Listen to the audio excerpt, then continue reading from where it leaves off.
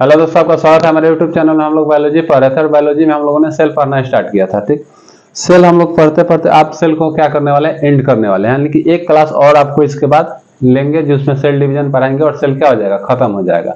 आज हम लोग डीएनए और आरएनए को क्या करेंगे, खत्म कर लेंगे। आइए हम समझते हैं। सेल सेल पढ़ रहे थे,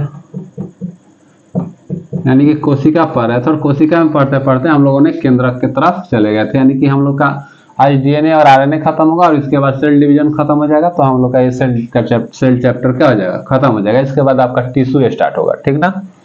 ये केंद्रक है। केंद्रक में क्या रहता है, एक तरल पदार्थ पाया जाता है जिसे कहते हैं न्यूक्लियोप्लाज्म। इस न्यूक्लियोप्लाज्म में एक ऐसा संरचना तैरते रहता है, ऐसे ऐसे एक जो है संरचना तैरते रहता है, जिसे वर्ल्डेयर ने निकाल के जूम किया और देखा कि संरचना कैसा है, इस आकार का है। क्या है, इस आकार का है। तो इसको क्या नाम दिया, गुणसूत्र यानी कि क्रोमोसोम। क्या नाम दे दिया गया, क्रोमोसोम।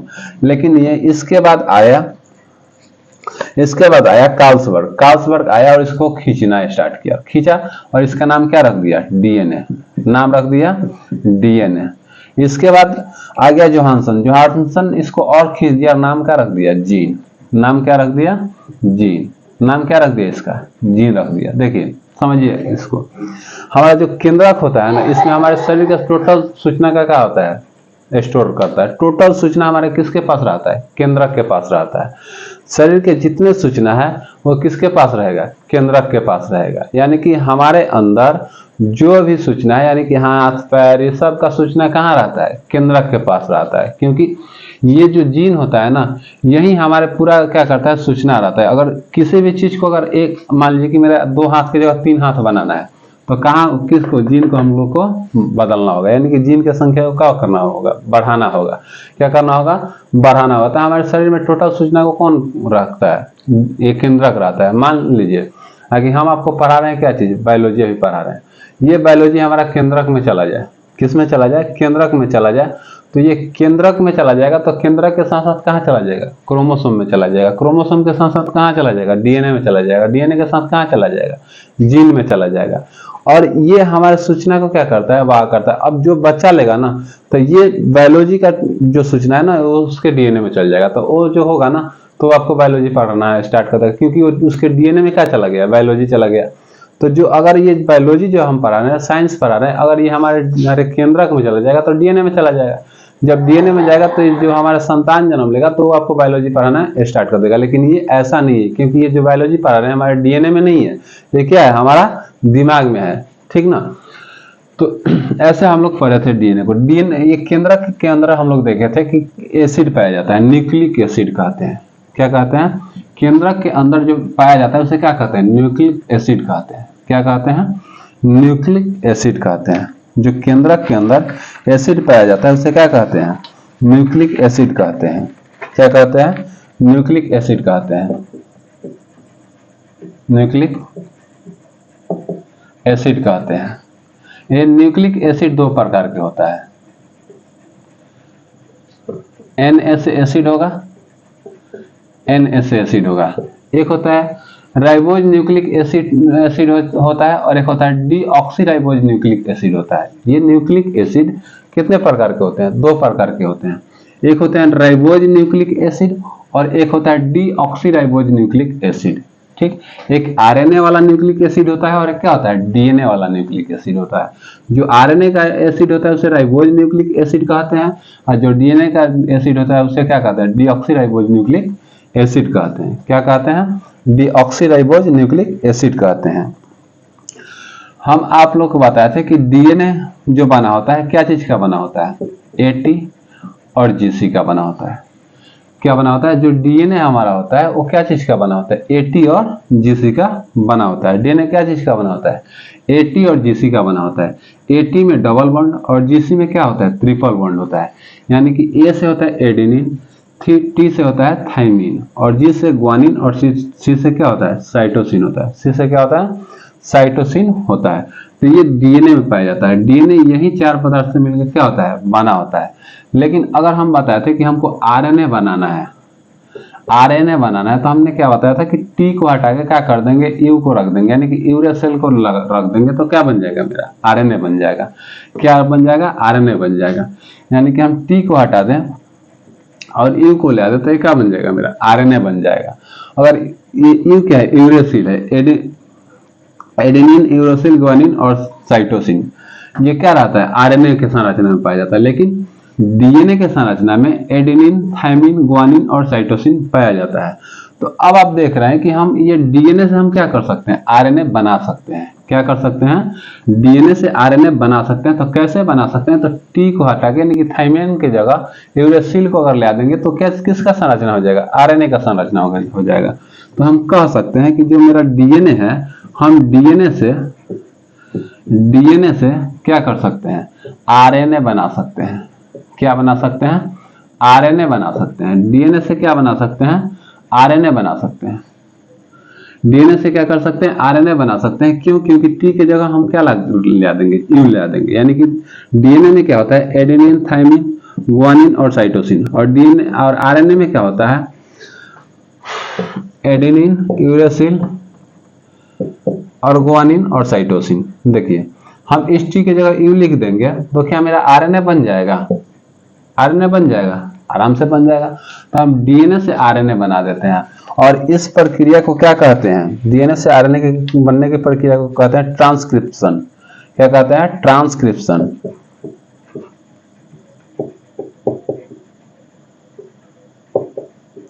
ट्रांसक्रिप्शन कहते हैं। डीएनए से आरएनए बनने की प्रक्रिया को क्या कहते हैं, ट्रांसक्रिप्शन कहते हैं। क्या कहते हैं, डीएनए से आरएनए बनने की प्रक्रिया को क्या कहते हैं, ट्रांसक्रिप्शन कहते हैं। क्या कहते हैं, ट्रांसक्रिप्शन कहते हैं। डीएनए से आरएनए बनने की प्रक्रिया को क्या कहते हैं, ट्रांसक्रिप्शन कहते हैं। और ये कैसे बनेगा, तो टी की जगह क्या रख देंगे, यू रख देंगे तो क्या बन जाएगा, आरएनए बन जाएगा, यानी कि ट्रांसक्रिप्शन कहते हैं। अब बताइए, क्या अब हम आरएनए से डीएनए बना सकते हैं कि नहीं बना सकते हैं, बना सकते हैं। क्योंकि यूरेसिल की जगह क्या रख देंगे, थायमिन रख देंगे। क्या रख देंगे, थायमिन रख देंगे। तो जैसे ही थायमिन रख देंगे तो ये क्या चीज का संरचना हो जाएगा, डीएनए का हो जाएगा। तो हम डीएनए यानी कि आरएनए से हम डीएनए भी बना सकते हैं। क्या बना सकते हैं, डीएनए भी बना सकते हैं। आरएनए से हम क्या बना सकते हैं, डीएनए भी बना सकते हैं। कैसे बना सकते हैं, क्योंकि आरएनए में क्या पाया जाता है, एडेनिन और यूरेसिल, ग्वानिन और साइटोसिन, जबकि डीएनए में क्या पाया जाता है, एडेनिन, थायमिन, ग्वानिन और साइटोसिन। यही तो दो खेला कर रहा है। अगर इसके जगह पे टी आ जा रहा है, यानी कि यू के जगह पे टी आ जा रहा है तो डीएनए हो गया, और टी के जगह पे यू आ जा रहा है तो आरएनए हो गया। तो देखिए हम दोनों क्या कर सकते हैं, बना सकते हैं। यानी कि डीएनए से आरएनए बना सकते हैं और आरएनए से डीएनए भी बना सकते हैं। तो इसे कहते हैं रिवर्स ट्रांसक्रिप्शन। क्या कहते हैं इसे, रिवर्स ट्रांसक्रिप्शन।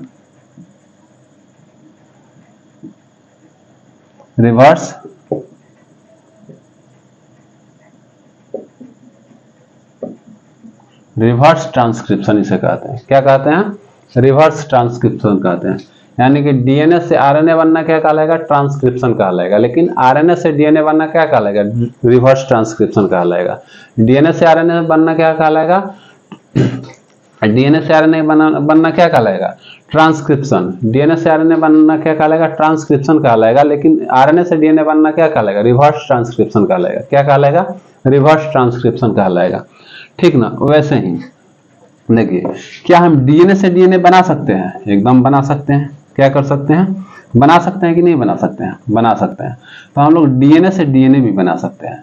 यानी कि देखिए डीएनए से डीएनए भी हम लोग बना सकते हैं। डीएनए से क्या कर सकते हैं, डीएनए बना सकते हैं, जिसे रेप्लिकेशन कहते हैं। क्या कहते हैं, रेप्लिकेशन।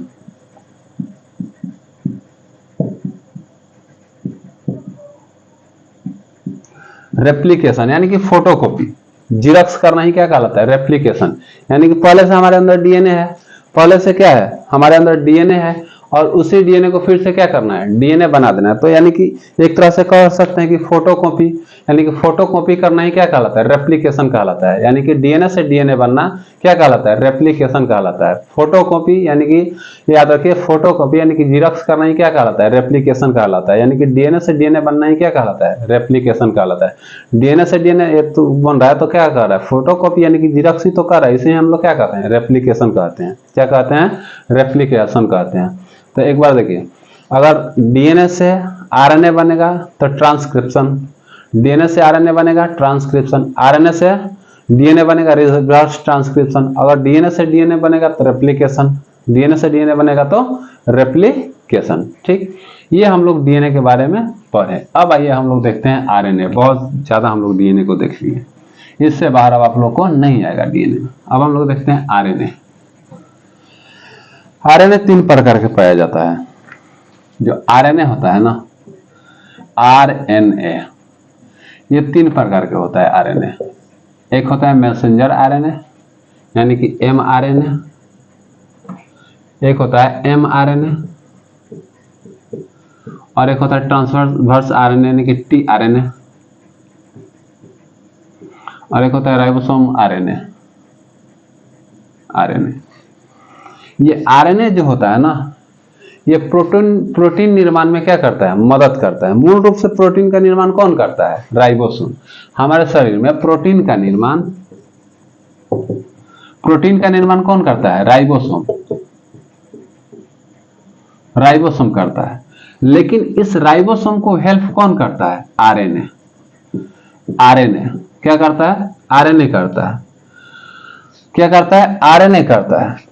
प्रोटीन निर्माण में कौन करता है, आरएनए करता है। जो प्रोटीन होता है ना हमारे शरीर में, जो हमें प्रोटीन चाहिए वो 20 एमिनो एसिड के मिलकर बनता है प्रोटीन।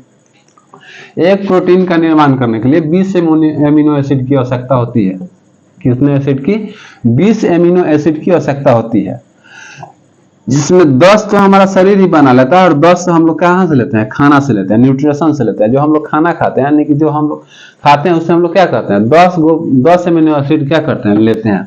लेकिन 10 एमिनो एसिड जो प्रोटीन का होता है ना, वो हमारे शरीर में ही रहता है। क्या रहता है, हमारे शरीर में ही बनता है। हमारा शरीर ही 10 एमिनो एसिड को तैयार कर देता है और हम लोग 10 एमिनो एसिड को क्या करते हैं, खाना से हम लोग लेते हैं।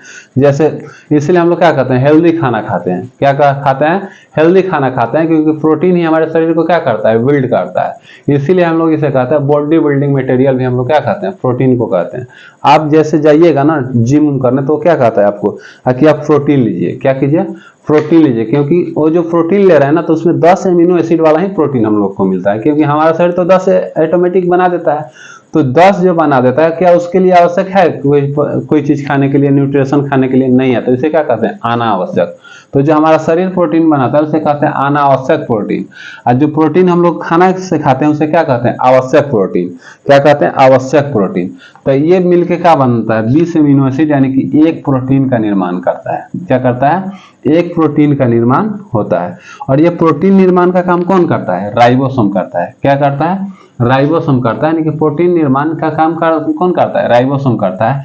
लेकिन इसको हेल्प कौन करता है, आरएनए करता है। कौन करता है, आरएनए करता है। अब देखिए आरएनए करता कैसे है। देखिए हम लोग खाना खाए और फाइनली डाइजेस्ट हो जाता है कहाँ, स्मॉल इंटेस्टाइन में, यानी कि छोटी आंत में हो जाता है। खाना का संपूर्ण पाचन छोटी आंत में हो जाता है, यानी कि स्मॉल इंटेस्टाइन में हो जाता है। और पानी को सोखने का काम करता है बड़ी आंत, यानी कि बड़ी आंत क्या करता है, पानी को एब्जॉर्ब कर लेता है, सोखने का काम करता है। और लेकिन पचाने का काम कौन करता है, छोटी आंत। छोटी आंत पूरा न्यूट्रिशन को क्या करता है, पचाता है, और उसमें से जो हमारे फायदेमंद रहते हैं, जो अच्छे प्रोटीन होते हैं, हार्मोन जो होते हैं, उससे क्या कर लेता है, एब्जॉर्ब कर लेता है, सोख लेता है, और क्या करता है, ब्लड में मिला देता है। और प्रोटीन को भी क्या कर दिया गया, ब्लड में मिला दिया। अब हमारे शरीर के प्रत्येक सेल में क्या है, आरएनए है। क्या है, प्रत्येक आरएनए है। आरएनए क्या करेगा, ये आरएनए है, और आरएनए 3 प्रकार के हैं। एक मैसेंजर आरएनए है, और एक ट्रांसवर्स आरएनए है, और एक राइबोसोमल आरएनए है। अब ये क्या करेगा, अगर ये जो एमआरएनए है ना, जो मैसेंजर आरएनए है ना, उस ब्लड में जो छोटियां जो ब्लड में मिला दी है प्रोटीन को, उसको पहचानेगा, और जैसे जो प्रोटीन है ना उसको निकाल लेगा। जो प्रोटीन है उसको निकाल लेगा। क्या करेगा, अब ये एमआरएनए क्या करेगा, निकालेगा। प्रोटीन को हमारे ब्लड में से क्या करेगा, निकालेगा। और प्रोटीन को निकाल के क्या ये खुद जाएगा देने, नहीं जाएगा देने। क्या ये राइबोसोम को देने जाएगा या आरएनए को देने जाएगा, नहीं देने जाएगा। ये किसको दे देगा, टीआरएनए को। अगर ये देने जाएगा तो कुछ प्रोटीन यहाँ से निकल जाएंगे, तो खाने का क्या फायदा, कुछ फायदा होगा, नहीं होगा। इसीलिए एमआरएनए नहीं जाता और ये क्या कर देता है, दे देता है ट्रांसवर्स आरएनए को। यानी कि ट्रांसवर्स आरएनए ये क्या करता है कि यहाँ से प्रोटीन को लेता है और ले जाके दे देता है एमआरएनए को। क्या करता है, सॉरी आरआरएनए को। किसको दे देता है, आरआरएनए को। यानी कि परिवहन का काम कौन करता है, टीआरएनए। कौन करता है, टीआरएनए। यानी कि प्रोटीन का परिवहन का काम कौन करता है, टीआरएनए।